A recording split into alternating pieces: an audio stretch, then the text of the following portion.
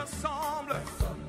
Il est le Dieu de gloire, élevé dans les cieux. Personne n'est comme lui. Personne n'est comme lui. Personne n'est comme lui. Personne n'est comme lui. Personne n'est comme lui. Personne n'est comme lui. Personne n'est comme lui. Voici, il vient. On sent de la tempête. Chevauchant les nuées, brillant comme le soleil. Élève la voix, comme c'est le jubilé. Radio Sion, dansez. Voici, Amen. Acclamons très fort pour le Seigneur. Est-ce que nous pouvons acclamer très fort pour le Seigneur? Gloire à Dieu. Gloire à Dieu. Est-ce que tu peux saluer ton voisin, lui dire que l'Éternel te bénisse? Je te souhaite un agréable dimanche. Amen. Gloire à Dieu.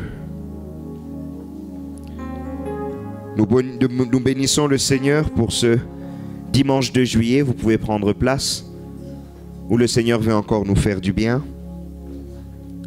J'espère que la semaine s'est bien passée pour un chacun de vous. Amen.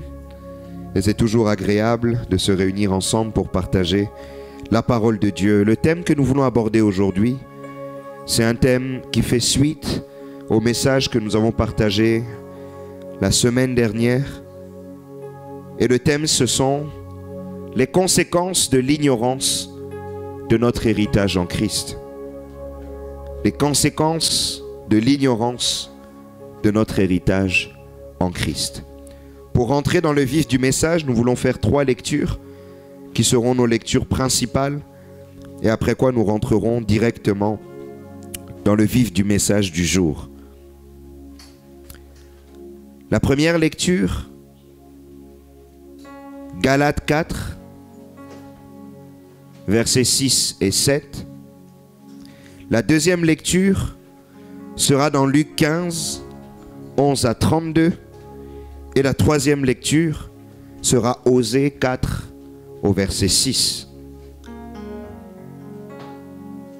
Si nous pouvons commencer. La première lecture, Galates 4, 6, 7, la Bible dit ceci. Et parce que vous êtes fils, Dieu a envoyé dans nos cœurs l'esprit de son Fils, lequel crie Abba, Père. Ainsi tu n'es plus esclave, mais fils. Et si tu es fils, tu es aussi héritier par la grâce de Dieu. Deuxième lecture, Luc 15, 11 à 32. C'est la parabole du fils prodigue, je pense que nous la connaissons. Nous voulons la lire avec attention. La Bible dit ceci. Il dit encore, le Seigneur parle. Un homme avait 2 fils. Le plus jeune dit à son père, mon père, donne-moi la part de bien qui doit me revenir. Et le père leur partagea son bien. Peu de jours après, le plus jeune fils, ayant tout ramassé, partit pour un pays éloigné où il dissipa son bien en vivant dans la débauche. Lorsqu'il eut tout dépensé, une grande famine survint dans ce pays et il commença à se trouver dans le besoin. Il alla se mettre au service d'un des habitants du pays, qu'il l'envoya dans ses champs garder les pourceaux. Il aurait bien voulu se rassasier des carouges que mangeaient les pourceaux, mais personne ne lui en donnait. Étant rentré en lui-même, il se dit, combien de mercenaires chez mon père ont du pain en abondance, et moi, ici, je meurs de faim. Je me lèverai, j'irai vers mon père. Je lui dirai, mon père, j'ai péché contre le ciel et contre toi. Je ne suis plus digne d'être appelé ton fils. Traite-moi comme l'un de tes mercenaires. Et il se leva et alla voir son père. Comme il était encore loin, son père le vit et fut ému de compassion. Il courut se jeter à son cou et il le baisa. Le fils lui dit, mon père, j'ai péché contre le ciel et contre toi. Je ne suis plus digne d'être appelé ton fils. Mais le père dit à ses serviteurs, apportez-moi la plus belle robe et l'en revêtez. Mettez-lui un anneau au doigt et des souliers aux pieds. Emmenez le veau gras et tuez-le. Mangeons et réjouissons-nous, car mon fils que voici était mort et il est revenu à la vie. Il était perdu et il est retrouvé. Et ils commencèrent à se réjouir. Or le fils aîné, étant dans les champs, lorsqu'il revint et approcha de la maison, il entendit la musique et les danses. Il appela un des serviteurs et lui demanda ce que c'était. Ce serviteur lui dit, ton frère est de retour. Et parce qu'il l'a retrouvé en bonne santé, ton père a tué le veau gras. Il se mit en colère et ne voulut pas rentrer. Son père sortit et le pria d'entrer. Mais il répondit à son père, voici, il y a tant d'années que je te sers, sans avoir jamais transgressé tes ordres. Et jamais tu ne m'as donné un chevreau pour que je me réjouisse avec mes amis. Et quand ton fils est arrivé, celui qui a mangé ton bien avec des prostituées, c'est pour lui que tu as tué le veau gras. Mon enfant, lui dit le père, tu es toujours avec moi et tout ce que j'ai est à toi. Mais il fallait bien s'égayer et se réjouir parce que ton frère que voici était mort et qu'il est revenu à la vie, parce qu'il était perdu et qu'il est retrouvé. La dernière lecture, Osée 4:6, la Bible dit ceci, et je pense que c'est un verset que nous connaissons bien. Mon peuple est détruit parce qu'il lui manque la connaissance. Puisque tu as rejeté la connaissance, je te rejetterai et tu seras dépouillé de mon sacerdoce. Puisque tu as oublié la loi de ton Dieu, j'oublierai aussi tes enfants. Mais la partie qui nous intéresse, c'est mon peuple est détruit parce qu'il lui manque la connaissance. Amen. Nous voulons prier rapidement. Seigneur notre Dieu, aide-nous, Seigneur, à comprendre l'immense richesse de ton héritage, Seigneur, ô Dieu, et à ne pas l'ignorer.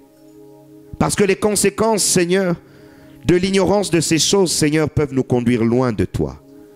Mais aide-nous, Seigneur, à appréhender, à réaliser, à comprendre. Oui, Seigneur, ô Dieu, l'immensité de ce que tu nous as offert et l'immensité de ce que nous possédons en tant qu'enfants de Dieu. Que ton nom soit élevé, que ton nom soit glorifié. Révèle, Seigneur, ces choses à quelqu'un, afin que ta gloire, ô Seigneur, puisse se manifester dans une vie. Au nom de Jésus, nous avons ainsi prié. Amen. Amen. Gloire à Dieu. Vous allez bien? Ça va? Je suis désolé, il y avait beaucoup de lectures, mais il était important de lire tous ces passages-là pour bien comprendre de ce de quoi nous parlons. Le thème d'aujourd'hui, les conséquences de l'ignorance de notre héritage en Christ. Dis à celui qui est à tes côtés, tu as un héritage en Christ. Dis-lui, tu es héritier de Christ, en Christ. Tu es héritier en Christ. Bien-aimé, tu n'es pas n'importe qui. Je te le dis aujourd'hui, peut-être que tu ne le sais pas. Nous avons tendance à nous mépriser, à ne pas faire attention de nous-mêmes. Mais bien aimé, nous ne sommes pas n'importe qui aux yeux du Seigneur. Et en Christ, nous ne sommes pas n'importe qui. Nous sommes détenteurs d'un héritage. Vous savez, un héritier, ce n'est pas quelqu'un qui se comporte n'importe comment. Ce n'est pas quelqu'un à mépriser. Parce que c'est quelqu'un qui a une richesse qui sommeille, une richesse qui dort. Un héritier, c'est un prince. Amen. Donc tu es héritier de Dieu, c'est que tu es princesse. C'est que tu es prince. Appelle la personne qui était par son prénom. Si c'est une femme, dis-lui princesse. Si c'est un homme, dis-lui prince. Amen. Princesse Owen, ça va? Ça va bien? Amen. Princesse Betty, ça va? Hein? Amen. Prince Félicien, ça va bien? Il est couronné, lui. Amen. Gloire à Dieu. Nous sommes des princes et des princesses parce que nous sommes héritiers en Christ. Nous sommes héritiers des promesses divines. Nous sommes héritiers d'immenses richesses que Dieu nous a données dès lors que nous avons donné nos vies à Christ.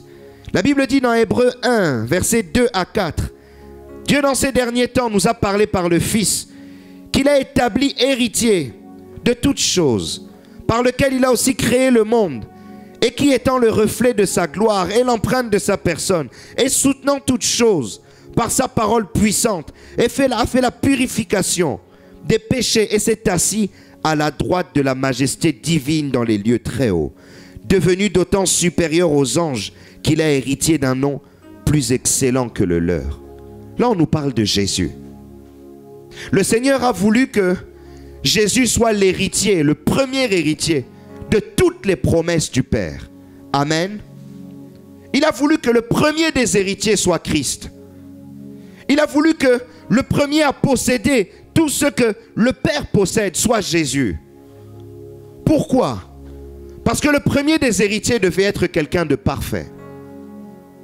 Or nous sommes des héritiers frappés d'imperfection. Et Jésus, la particularité qu'a Jésus, c'est que c'est l'héritier que le Père cherchait, mais qui ne fut trouvé qu'en lui-même. La Bible nous dit dans Philippiens 2:5, de Philippiens 2:5 à 11, qu'existant en forme de Dieu, Jésus n'a pas regardé son égalité avec Dieu comme une proie à arracher. Mais la Bible nous dit qu'il s'est dépouillé lui-même, se rendant inférieur. Et tout en lui montrer qu'il était un homme. Il s'est donné la position du serviteur. Il s'est donné la position de l'enfant. Amen. Quand on nous dit existant en forme de Dieu, c'est que Jésus lui-même est Dieu. Jésus lui-même était en Dieu. Mais c'est une part de Dieu qui s'est humiliée et qui a accepté de se soumettre au Père. Et dans cette soumission, le Père a voulu que ce Fils parfait, qui ne fut trouvé qu'en lui-même, soit le premier des héritiers de toutes les promesses qu'il avait. Amen. C'est comme si Dieu cherchait un héritier dans le monde, mais qu'il n'en a pas trouvé. Mais que le seul qui était digne et qui était capable d'assumer tout son héritage, dans un premier temps, c'était Jésus. Parce que Jésus, finalement, c'est lui-même. Et voilà pourquoi la Bible dit, le Seigneur le dit, celui qui a vu le Père m'a vu, et celui qui m'a vu a vu le Père.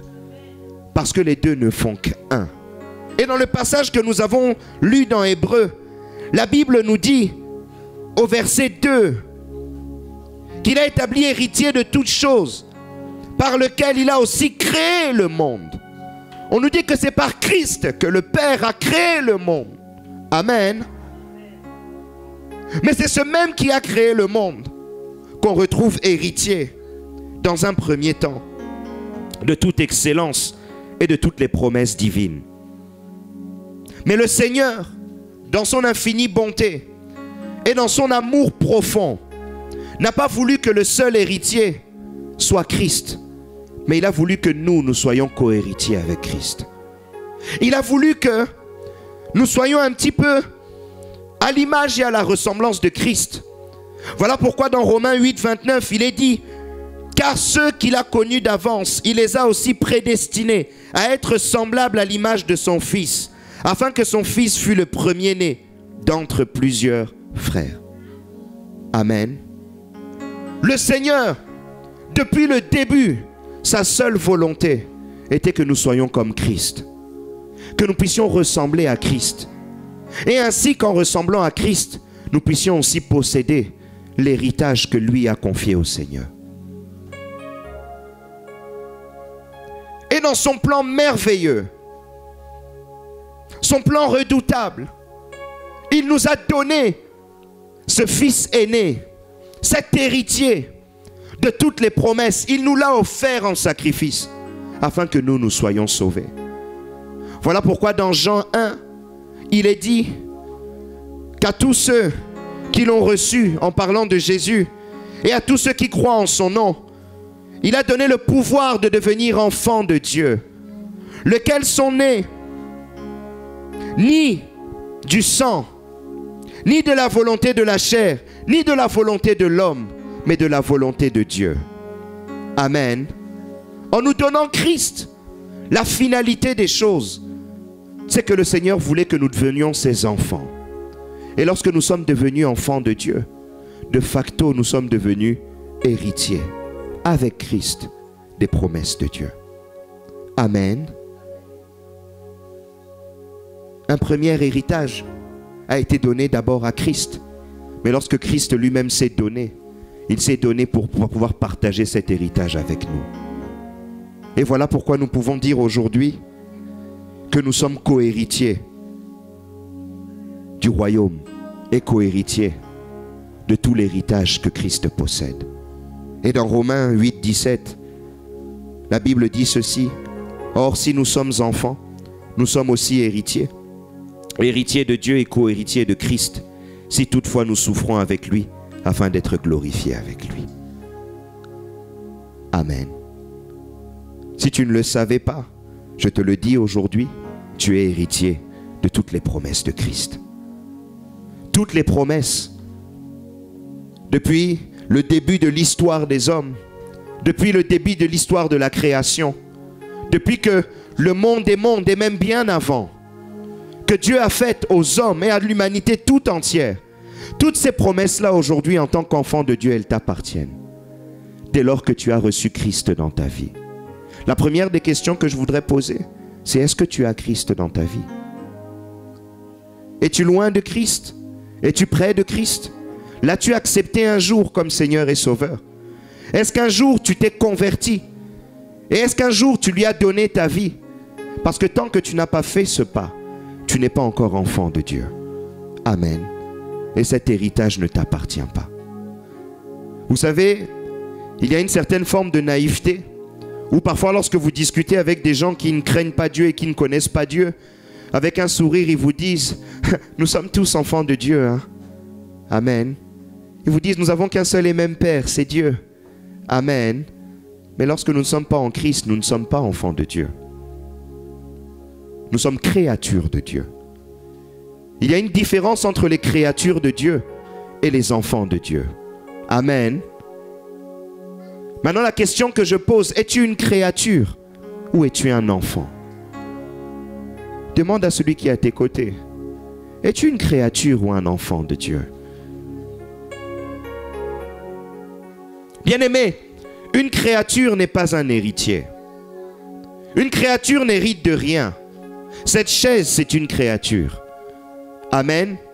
Plutôt une création.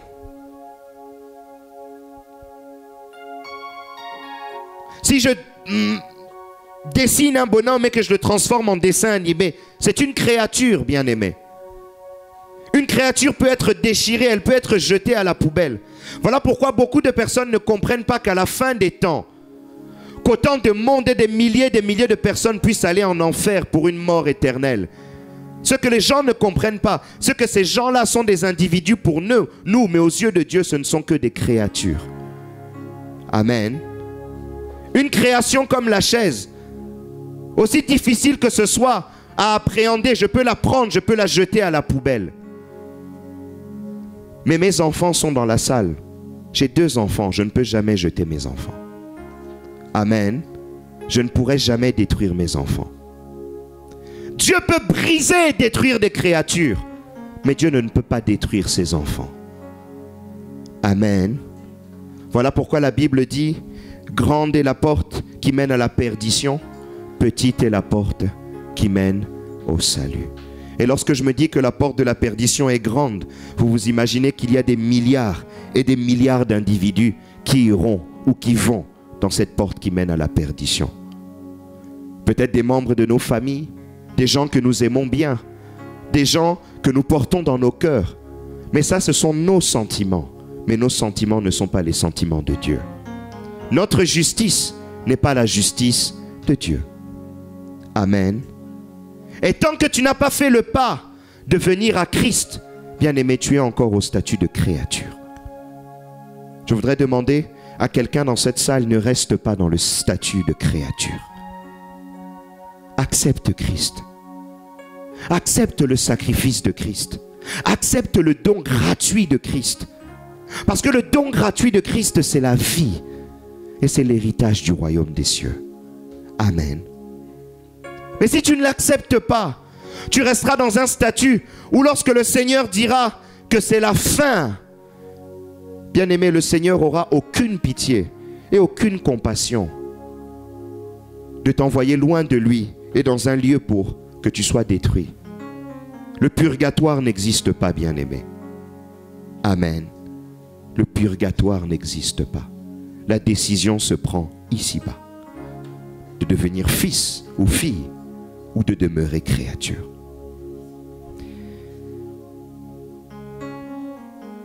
Amen. Mais là, nous parlons de l'héritage. Et là, j'espère que nous sommes entre enfants de Dieu ici. Mais je le crois que nous sommes entre enfants de Dieu. Amen. Je crois que j'ai affaire à des enfants de Dieu, à des fils et à des filles du royaume. Lorsque nous parlons de héritage en Christ, de quoi parlons-nous? La première des choses dont nous parlons, c'est que lorsque nous venons à Christ, nous héritons de l'héritage de la bénédiction d'Abraham. Dans Galates 3, 29, la Bible dit « Et si vous êtes à Christ, vous êtes donc la postérité d'Abraham, héritier selon la promesse. » Et l'un des principes de la bénédiction d'Abraham, c'est que le Seigneur a dit à Abraham, « Je bénirai ceux qui te béniront, je maudirai ceux qui te maudiront. » Amen. La bénédiction d'Abraham, c'est une bénédiction d'excellence qui fait que nos ennemis ne peuvent pas subsister devant nous. C'est une bénédiction qui nous donne l'autorité. Parce qu'il dit à Abraham, je bénirai ceux qui te béniront. Ça veut dire que nous avons l'autorité de bénir des gens. Nous avons l'autorité de faire du bien. Nous avons l'autorité d'ouvrir des portes. Voilà pourquoi la Bible dit, en parlant de l'Église, que ce que nous ouvrons sur la terre sera ouvert, mais ce que nous fermons sera fermé. Amen.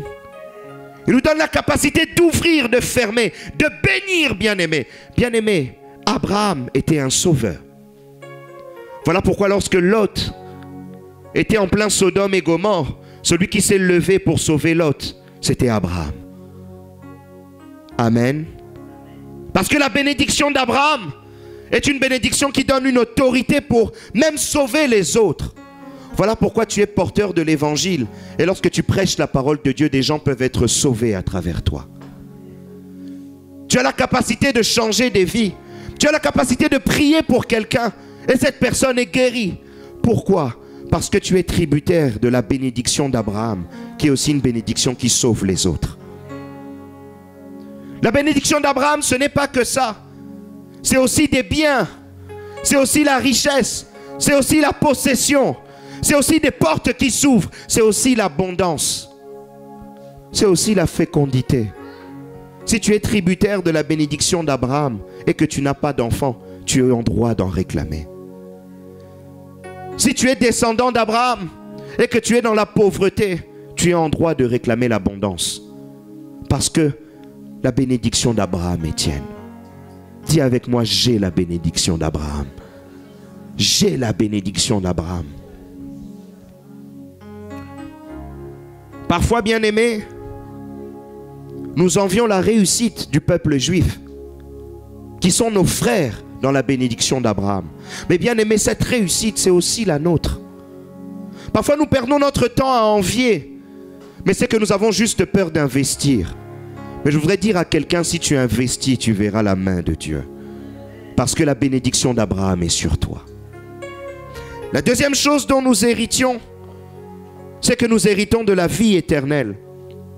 Dans Tite 3, verset 7, la Bible dit « Afin que justifiés par sa grâce, nous devenions en espérance héritiers de la vie éternelle. » Bien-aimés, hériter de la vie éternelle, ça veut dire que même quand bien même la mort va nous arriver, quand bien même un jour on va nous pleurer et nous placer dans une tombe, ça veut dire que le jour où le Seigneur va sonner la trompette de la résurrection des morts, la vie éternelle sera pour nous. Bien-aimés, étant héritiers de la vie éternelle, la mort ne devrait pas nous faire peur. La mort ne devrait pas être un problème pour nous parce que c'est qu'un passage en attendant la vie éternelle que l'Éternel nous a promis et qui est notre héritage que nous devons posséder et chérir. Amen. Avoir la vie éternelle, c'est se dire que quand bien même la maladie m'arrive et quand bien même le Seigneur veut me reprendre, je n'ai pas peur. Je ne suis pas inquiet parce que je sais que ce qui m'attend de l'autre côté, ce n'est pas la mort, mais c'est la vie.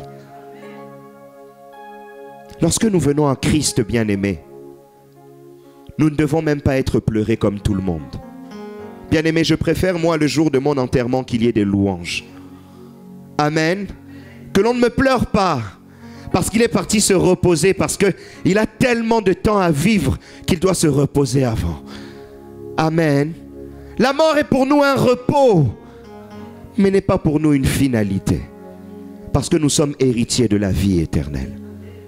Bien-aimé, quand bien même il y a des menaces et que le souffle viendrait à partir, bien-aimé, je ne suis pas inquiet, parce que je sais que mon Rédempteur m'a promis de le célébrer pour l'éternité et de demeurer dans sa présence pour l'éternité. Un enfant de Dieu n'a pas peur de la mort. Vous savez, lorsque je ne priais pas et que je pensais à la mort, c'était pour moi un sujet d'angoisse, un sujet d'inquiétude. Alors quand on me parlait du livre d'Apocalypse, bien-aimé, où il y avait des frissons qui me traversaient tout le bras. Amen. Parce que je n'avais pas donné ma vie à Christ et je ne savais pas que je pouvais devenir héritier de la vie éternelle. Mais lorsque je suis venu à Christ, bien-aimé, on peut me parler, prêcher Apocalypse du 1er au 30. Bien-aimé, mon cœur est en paix. On peut me parler de la mort, mon cœur est en paix. Avant même, vous voyez, dans les deuils, lorsqu'il fallait passer pour regarder le cercueil et faire le tour pour voir le défunt, bien-aimé, ça je ne pouvais pas. Et si je le faisais, le visage du défunt me restait toute ma vie. J'avais l'impression que la mort était contagieuse. Amen. Mais maintenant, même si la mort arrive, bien-aimé, je n'ai pas peur. Même s'il faut rentrer dans la chambre, je n'ai pas peur. Et en plus, par chance, je suis devenu pasteur. Donc quand on est pasteur, il faut même célébrer l'office lorsque quelqu'un est mort. Amen. Et depuis que j'ai été consacré pasteur, combien de corps n'ai-je pas vu où on se retrouve dans une chambre mortuaire avec la Bible devoir prêcher à côté d'un corps inerte. Mais je suis conscient que je suis héritier de la promesse de Dieu. Et si tu es conscient de ça, bien-aimé, la mort ne sera plus un problème. Et la mort ne sera plus une inquiétude. Et je voudrais dire à quelqu'un ici, si tu as encore peur de la mort, réfléchis soit à ta connaissance ou sinon à ta conversion. Amen. L'un des symptômes d'une conversion qui n'est pas totale, c'est aussi l'inquiétude par rapport à la mort. La troisième chose, mais nous pouvons en citer beaucoup d'autres héritages, c'est que nous sommes héritiers du royaume des cieux et de ses richesses.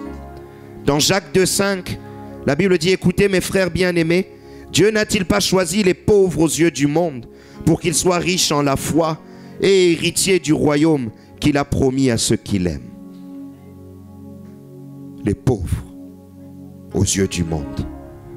Bien-aimés, nous sommes ici, nous sortons peut-être pas des familles d'eux, nous ne sommes peut-être pas enfants d'eux, nous ne sommes peut-être pas neveux d'eux, nous ne sommes peut-être pas des milliardaires aux yeux du monde, mais bien-aimés, nous sommes riches à travers la richesse du royaume. Bien-aimés, là où les autres pensent posséder une belle voiture, une belle maison, toi tu possèdes un royaume. Et un royaume qui ne passera jamais. Un royaume éternel, bien-aimés. Vous savez, parfois je m'assois au travail, je vois des gens qui sont gonflés de rien. Ils sont gonflés d'un statut de directeur, mais 2 ans après, ils sont licenciés. Amen. Il y a des anciens directeurs qui se retrouvent clochards aujourd'hui.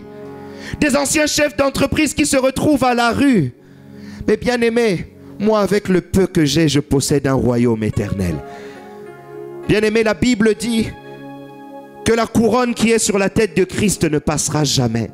Il a un royaume éternel. Bien aimé, les rois de ce monde ont des royaumes passagers. Bien aimé, il y avait des rois de France, ils sont où aujourd'hui? Ils n'existent plus. Mais bien aimé, moi, le royaume que je possède est un royaume éternel. Et la Bible dit que l'Éternel a fait de nous un sacerdoce royal, une nation sainte. Bien aimé, nous sommes un peuple royal. On peut nous mépriser au travail, on peut nous regarder comme des moins que rien. Mais bien aimé, ça ne nous fait rien parce que nous possédons un royaume. Bien aimé, vous savez ce que c'est posséder un royaume? C'est posséder un trône. C'est posséder une cour. C'est posséder un château. C'est posséder un peuple. C'est posséder une terre. Mais là, on vous dit que c'est éternel. Bien-aimé, la splendeur du royaume des cieux n'est en rien comparable aux plus grandes splendeurs des royaumes de ce monde. Je regardais un reportage on regardait avec ma femme sur les anciens détenteurs de l'Inde, les anciens rois en Inde qui possédaient des très grands territoires, qui ont aujourd'hui construit des châteaux immenses et le plus bel hôtel au monde.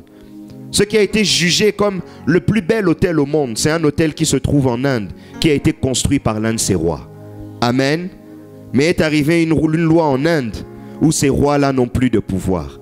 Ils ont le titre, mais ils n'ont pas de pouvoir. Ils ont les châteaux, mais même plus forcément d'argent pour pouvoir les garder. Donc il y a même des châteaux qui sont en train de dépérir. Et ils sont obligés de transformer leur château en hôtel. Et ce plus bel hôtel au monde, c'était avant un château.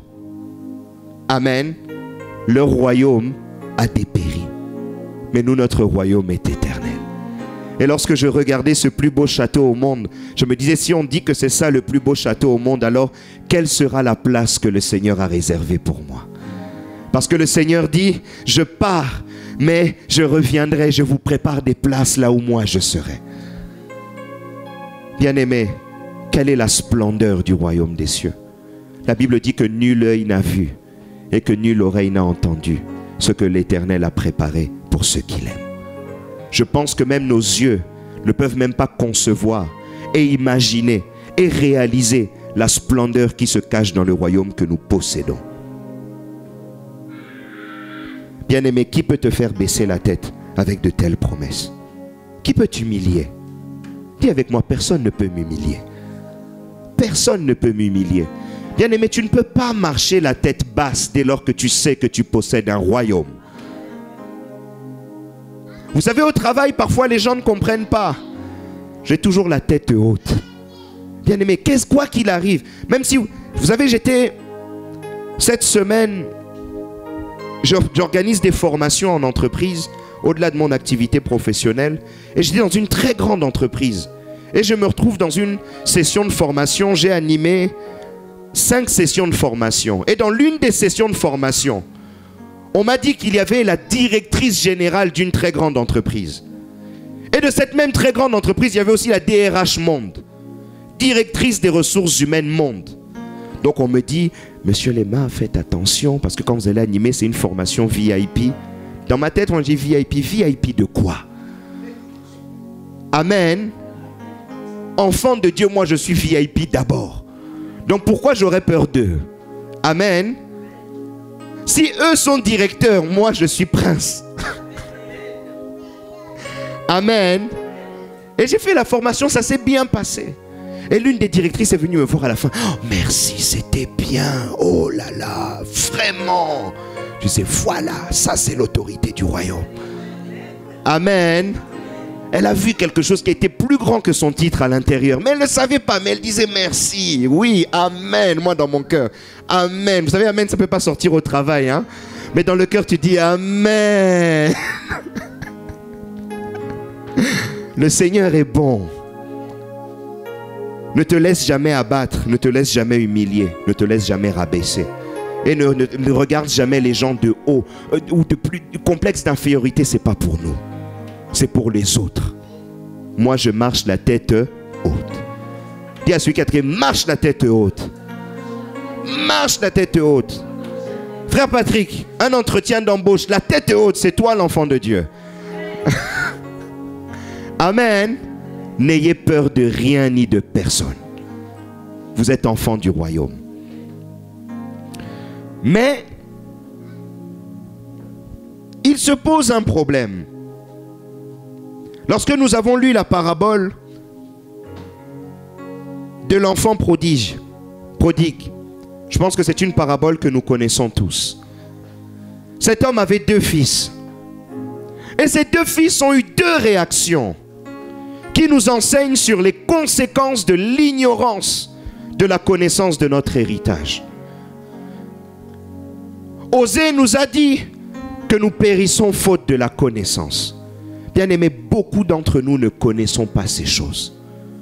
Bien-aimé, lorsque tu ne sais pas que tu es héritier du royaume des cieux, lorsque tu ne sais pas que tu as un héritage en Christ, bien-aimé, il y a des conséquences. Amen.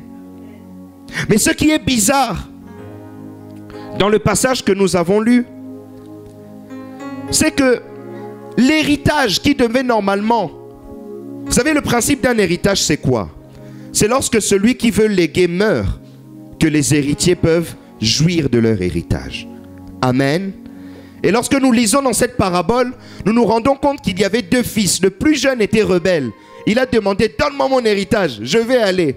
Et on nous dit qu'il leur donna, c'est-à-dire qu'il leur donna à tous les deux. C'est-à-dire à la fois à celui qui était parti loin de lui, mais aussi à celui qui était resté. C'est-à-dire que les deux avaient déjà leur héritage en main, mais du vivant de leur père. Et cela, c'est la même image que nous, enfants de Dieu. Nous sommes héritiers de Dieu, mais est-ce que Dieu peut mourir? Est-ce que celui qui doit nous léguer peut mourir? Amen. Il ne peut pas mourir. Mais qu'est-ce qu'il a fait? Il s'est fait homme. Il est descendu sur terre. Il s'est sacrifié. Il a donné sa vie.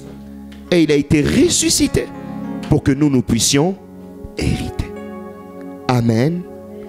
Et aujourd'hui, lorsque vous allez dans Éphésiens 1, 11 à 14, la Bible dit, en lui, nous sommes aussi devenus héritiers, ayant été prédestinés suivant la résolution de celui qui opère toutes choses d'après le conseil de sa volonté, afin que nous servions à la louange de sa gloire, nous qui d'avance avons espéré en Christ. En lui, vous aussi, après avoir entendu la parole de la vérité, l'évangile de votre salut, en lui vous avez cru et vous avez été scellés du Saint-Esprit qui avait été promis, lequel est un gage de notre héritage pour la rédemption de ceux que Dieu s'est acquis à la louange de sa gloire. Scellé par le Saint-Esprit qui est un gage de notre héritage. Qu'est-ce que c'est un gage? Un gage, c'est une avance. C'est comme si on vous donnait déjà quelque chose en attendant de vous donner plus. Dans le Saint-Esprit, notre héritage du royaume à venir, nous en jouissons déjà aujourd'hui. L'héritage d'Abraham, de la bénédiction d'Abraham, nous en jouissons déjà aujourd'hui. Amen. La vie éternelle, la vie en abondance, nous n'y sommes pas encore, mais nous en jouissons déjà aujourd'hui. Amen. Mais à travers qui? Le Saint-Esprit. C'est un gage. C'est une avance. C'est un acompte que nous avons déjà. Mais chose étrange, souvent nous ignorons que nous possédons déjà ces choses. Et lorsque nous ignorons, nous rentrons dans la conséquence des deux fils de l'enfant prodige. Le premier enfant, qu'est-ce qu'on nous dit? On nous dit qu'il a quitté son père pour aller dilapider son argent avec des prostituées dans le monde. Amen. Ça, c'est le premier point. La convoitise du monde. Ce premier enfant avait un problème. Il convoitait le monde parce qu'il ne connaissait pas la richesse, la qualité et la quantité de son héritage. Amen. Lorsque tu ne connais pas la qualité et la quantité de ton héritage en Christ, tu vas envier le monde. Amen. Il a reçu son héritage, mais il pensait que dans le monde, il y avait encore plus.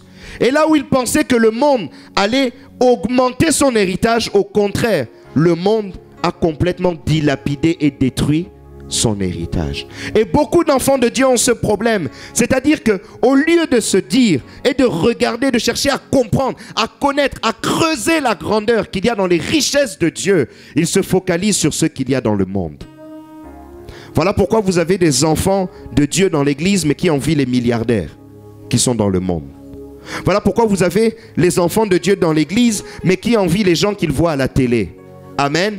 Et ils veulent souvent devenir comme ces gens-là, par convoitise, parce qu'ils ne réalisent pas que Dieu leur a déjà donné plus. Et je ne dis pas que Dieu peut leur donner, que Dieu leur a déjà donné plus.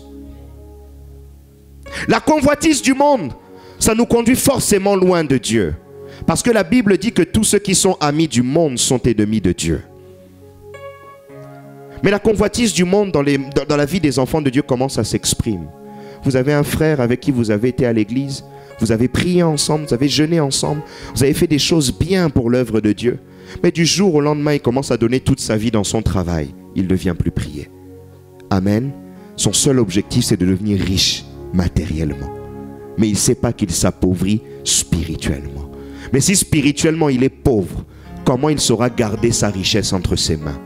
Donc vous allez voir pendant un moment que l'argent va augmenter, mais va disparaître comme il était arrivé.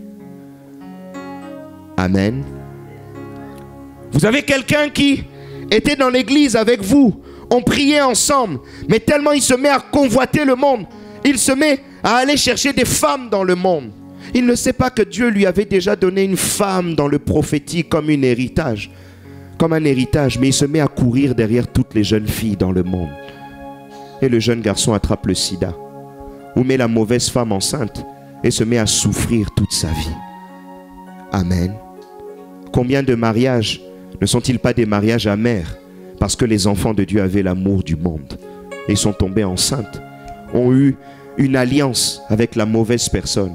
Et aujourd'hui, nous, pasteurs, on a beau prier, le mariage ne s'arrange jamais. Amen. Les conséquences de la convoitise et de l'amour du monde. Souvent, nous ne savons pas que Dieu nous a déjà donné, mais nous envions les autres.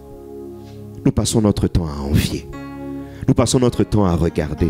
Et je pense que ce jeune homme dans la maison de son père se disait, les gens qui sont à l'extérieur dans la ville d'à côté, oh là là, il y a de l'ambiance, il y a de la lumière, ça se passe bien, quelle fête, oh là là, c'est terrible, ils s'habillent mieux que moi, ils sont à la mode, ils sont ceci, ils sont cela. Je veux aller là où ils sont. Mais c'est ça qui les a tués. La Bible dit, ne vous conformez pas au siècle présent. Amen. Combien de musiciens aujourd'hui mondains, complètement drogués, complètement impudiques, n'ont-ils pas commencé dans les chorales ici? Amen.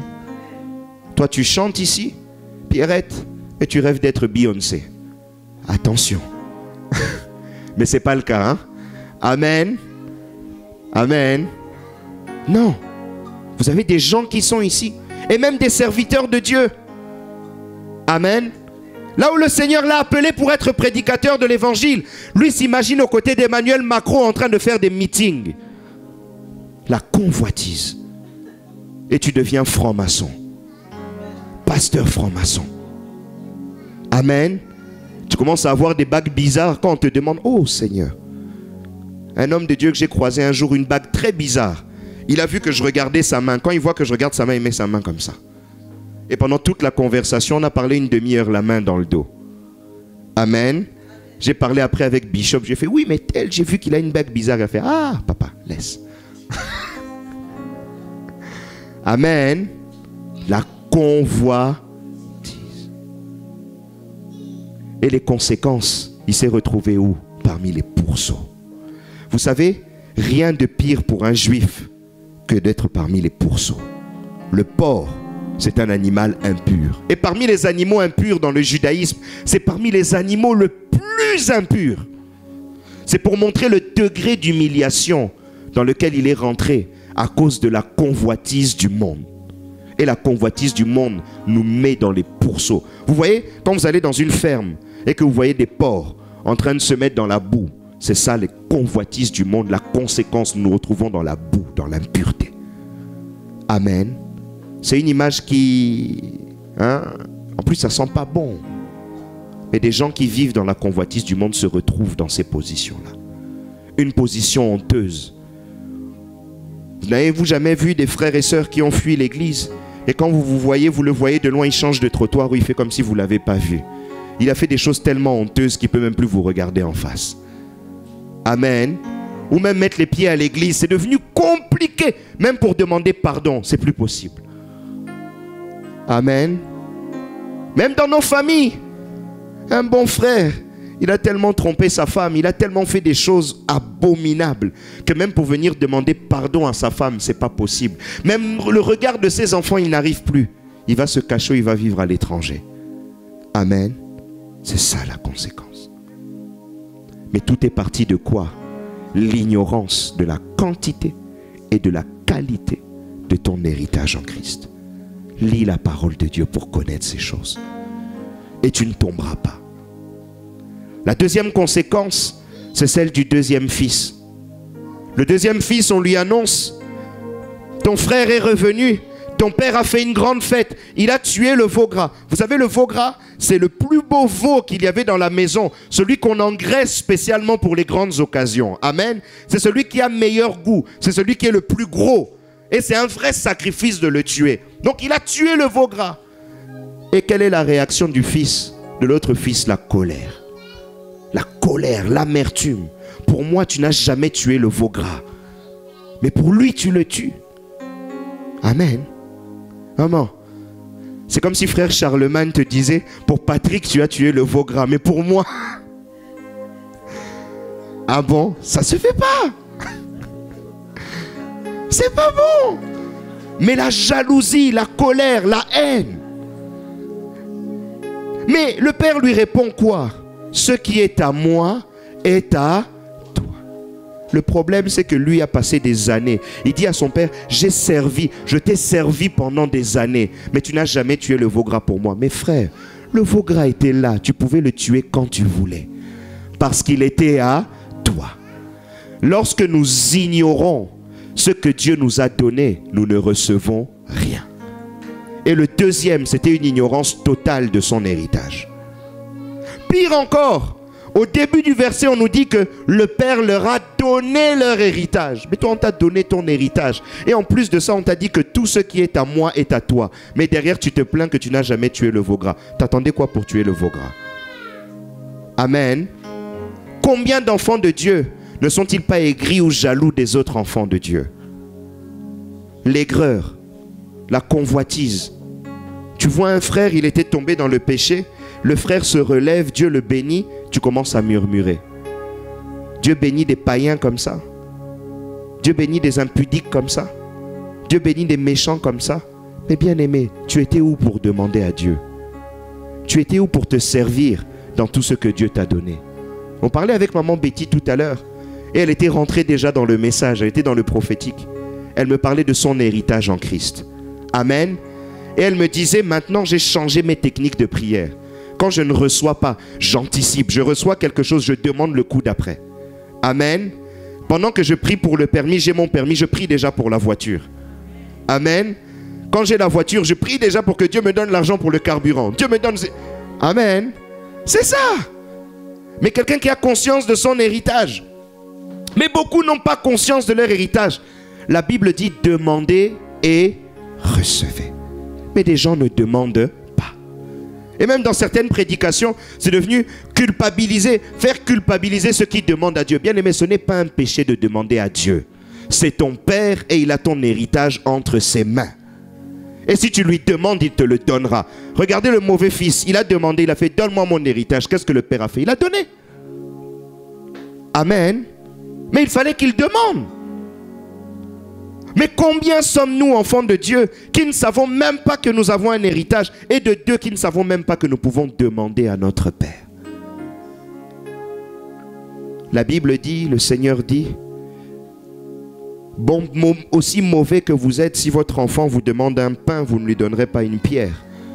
À combien plus forte raison notre Père Céleste ne vous donnera pas du pain lorsque vous demandez du pain? Amen. Tu as un héritage, il te suffit de demander à Dieu. Mais lorsque tu ignores ces choses, tu ne demanderas pas et tu vas vivre une vie chrétienne pas épanouie. Et parfois tu seras un prédicateur, tu te mettras à prêcher en disant que Dieu ne bénit pas. Faisons vœu de pauvreté, n'ayons rien. Amen. Il y a des prédicateurs comme ça. Mais un prédicateur comme ça, son problème, ce n'est pas le problème de Dieu, ce n'est pas le Saint-Esprit qui l'inspire. C'est le fait que lui n'avait pas conscience de cet héritage. Et ce manque de connaissance l'a ramené dans une vie de foi stérile. Et on donne que ce qu'on a. Quelqu'un qui a une vie de foi stérile te prêchera la stérilité. Amen. Amen. Mais Dieu nous a fait grâce de ne pas avoir une vie stérile. Voilà pourquoi nous prêchons l'abondance en Christ. Si tu fléchis tes genoux, Dieu peut t'ouvrir des portes que tu ne pouvais même pas imaginer s'ouvrir. Je l'ai vécu et c'est un témoignage personnel. Dieu m'a ouvert des portes que je n'imaginais même pas pouvoir ouvrir. Amen. Se retrouver devant des directeurs comme ça, je n'imaginais même pas. Mais c'est mon héritage en Christ. Je voudrais parler à ces deux catégories de personnes. Tu es peut-être là dans la salle et tu as eu la convoitise du monde et tu t'es éloigné du Seigneur pendant longtemps. Tu as pris tes distances par rapport à la parole de Dieu. Tu as pris tes distances par rapport à Dieu, pensant que le monde pouvait te donner des choses que Dieu ne pouvait pas te donner. Je voudrais te répondre et te dire qu'il y a un Père qui t'attend. Amen. Le cœur de Dieu souffre à cause de toi. Le Seigneur est triste parce que nous comptons chacun devant Dieu. Le Seigneur dit, si tu as 100 brebis et qu'une seule s'en va, tu es prêt à aller la chercher et laisser de côté les 99 autres. Il y a un Père qui te cherche. Dieu te cherche. Le Seigneur a besoin de toi. Et là où tu penses que ce que tu as fait est bien trop honteux et que ton éloignement du Seigneur est quelque chose de bien trop grave, le Seigneur t'attend à bras ouverts. Et il veut simplement que tu reviennes à lui. Il te suffit de lui, même pas de lui demander pardon, simplement de faire un pas vers lui. Et lui t'attend déjà à bras ouverts. Amen. Quel beau tableau. Imaginez un long couloir. Il y a l'enfant qui rentre à la porte. Il n'a même pas encore parlé, mais le Père s'est déjà mis à courir vers lui. Et il n'a même pas fini de parler que le Père l'a déjà pris dans les bras et lui a déjà restitué tout ce qu'il avait perdu. L'héritage que nous avons en Christ est un héritage illimité. Bien-aimé, si tu l'as dilapidé dans le monde, il en reste encore pour toi. Je voudrais te dire que ta vie en Christ n'est pas finie. Reviens et tu seras repositionné dans ton héritage. Amen. La deuxième des choses, si pendant longtemps tu as ignoré ou tu ne savais pas que Dieu t'avait donné quelque chose et tu as longtemps vécu une vie de foi stérile, je voudrais te rappeler, réveille-toi. Use de foi. Les mains du Seigneur sont ouvertes. Et la Bible dit qu'il rassasie à souhait tout ce qui a vie. Quand on dit qu'il rassasie à souhait, ça veut dire qu'il rassasie à satiété. Amen. Tout ce qui a vie. C'est-à-dire Dieu a des mains pour donner. Là où nous sommes peut-être radins, où nous avons du mal à partager, ou peut-être nous avons du mal. Vous savez, je voudrais faire une parenthèse. Il faut vraiment que nous changions nos cœurs. J'ai reçu une leçon hier d'un oncle. Je pensais, moi, être plus spirituel que lui, mais il m'a donné une leçon terrible. Amen. Je le regarde, nous étions à une fête, c'était le mariage d'un cousin. Et cet oncle avait reçu un songe pendant la nuit où le Seigneur lui a dit que pendant la fête de ton fils, tu recevras un invité qui ne sera pas habillé comme tout le monde et qui ne sera pas comme tout le monde. Il a vu ça comme ça. Et une vieille dame, une clocharde, est arrivée à l'entrée de la salle. Et quand elle est venue avec sa canne, elle est arrivée devant la salle, moi je l'ai vue. Premier réflexe d'un chrétien évangélique. Peut-être qu'elle a des problèmes spirituels. Et elle vient là pour hanter la salle ou pour faire un travail. Je commence à crier au nom de Jésus dans ma tête. Je regarde comme ça. Mais je n'étais pas convaincu par la prière que je faisais dans mon cœur. Et je vois mon oncle qui arrive et qui lui sert à manger. Et quand il a terminé de lui servir à manger, elle voulait partir, il est parti, il lui a donné de l'argent. Amen. Amen. Quel amour. Quel amour. Comment Dieu ne peut pas bénir une personne comme ça? Amen. Et là où moi qui me croyais plus spirituel, je faisais des prières de combat, lui a montré de l'amour. Entre lui et moi qui est béni. Et souvent le premier réflexe que nous avons nous, c'est le réflexe de dire de nous méfier des autres. Mais peu le réflexe d'aimer. Amen. Et peut-être qu'en ignorant tes bénédictions et tes richesses, ça t'a renforcé encore dans le mépris des autres. Et dans le fait de ne pas apprécier les autres. Mais je voudrais te dire, bien-aimé, on peut encore se repentir. Et revenir au Seigneur. Et apprendre de nouveau à aimer. Amen. Et c'est là que lorsque nous fléchirons nos genoux et que nous demanderons à Dieu de nous bénir, le Seigneur nous bénira. Je crois qu'il est encore possible pour quelqu'un de jouir de son héritage en Christ. Nous voulons nous lever, nous voulons prier ensemble.